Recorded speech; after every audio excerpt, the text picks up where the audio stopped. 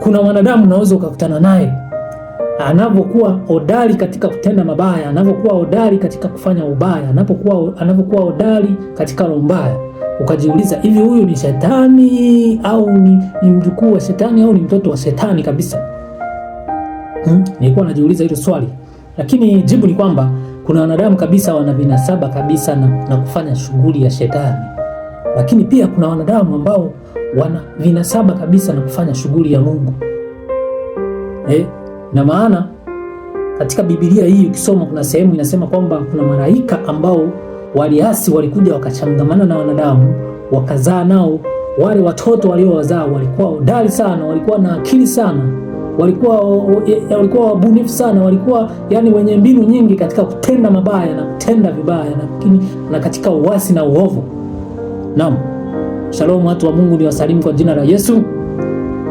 Kuna maandiko hapa katika Biblia, kwenye Biblia yetu katika Mwanzo sura ya 6 mstari wa 1 hapa imeandikwa hivi: ikawa wanadamu walipoanza kuzidi usoni pa nchi na wana wa kike walizaliwa kwao. Wanadamu walipoanza kukua wengi katika uso wa nchi na wana wa kike walizaliwa kwao.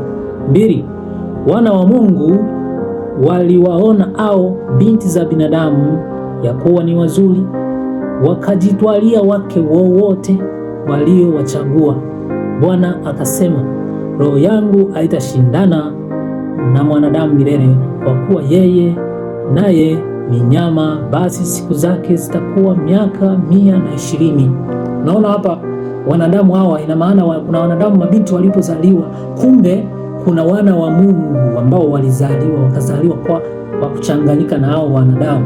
Wana wa Mungu hapa sio wana wa watu ambao wanaitwa wana wa Mungu walizaliwa. Hawa wana wa Mungu ni wana gani hawa? Tukisoma Ayubu 1 mstari wa 6. Ayubu 1 mstari wa 6, hapa kuna neno pia ambalo linasema hawa wana wa Mungu ni wana wapi? Wana wa Mungu. Ayubu 1 mstari wa 6 anasema, ilikuwa siku moja ambayo hao wana wa Mungu walikwenda kujihuzulisha mbele za Bwana, shetani naye akaenda kati yao. Hao wana wa Mungu ni wapi? Lakini hii Ayubu 2:1 anasema, tena kulikuwa na siku hao wana wa Mungu walipokwenda kujihuzulisha mbele za Bwana, shetani naye akaenda kati yao ili kujihuzulisha mbele za Bwana.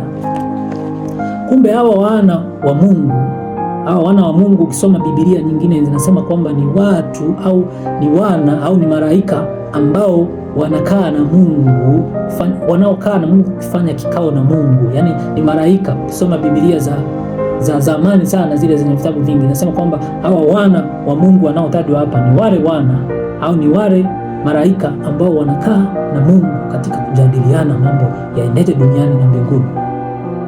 Kwa hiyo hawa wana wa malaika hawa nafikiri ni wale walio hasi, wakaja wakazaa na wanadamu, wakawaoa mabinti za wanadamu, wakazaa nao.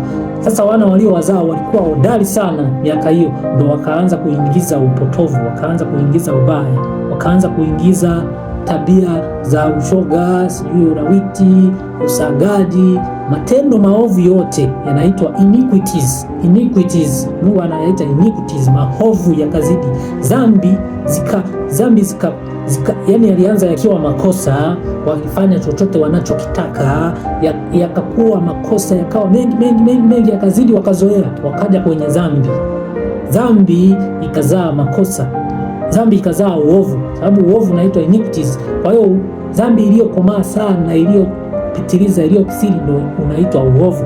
Kwa hiyo hao wana wanaozungumziwa hapa katika hii Mwanzo 6 ni wana ambao ni malaika wa Mungu ambao walizaa na wanadamu, wakazaa wana ambao walikuwa hodari, na hodari wao walileta uvumbuzi mbalimbali, mambo mbalimbali ya ovyo ambayo yalianza kufanyika kati ya wanadamu. Mungu akakasirika, akasema mwanadamu sitashindana na mwanadamu. Hapa unasema Bwana akasema, roho yangu haitashindana na mwanadamu milele, kwa kuwa yeye naye ni nyama, basi siku zake zitakuwa miaka 120.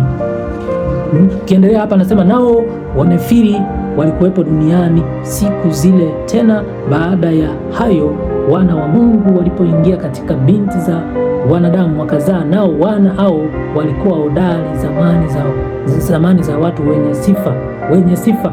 Hawa wakavumbua vitu mbalimbali, wakavumbua ubaya mwingi, yani anafanya ubaya hadi unaona anavyopaka rangi yani wakazidi. Kwa hiyo Mungu akaona sasa hapa wanadamu wamezidi, roho yake ikagazibika, akaamua kuja na mpango wa kuangamiza ulimwengu. Ndio akamwambia Nuhu, utatengeneza safina. Kutengeneza safina, watu wakazidi kuwa wabaya zaidi. Basi Mungu akaamua kuiangamiza dunia au kuangamiza wanadamu wote walioasi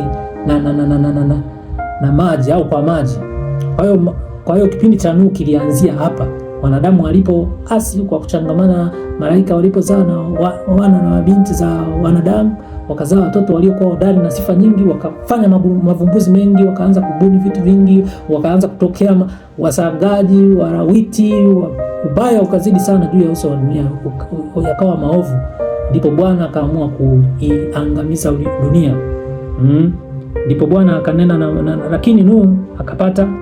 Basi Bwana akagairi kwa kuwa amefanya mwanadamu dunia, akahuzunika moyo.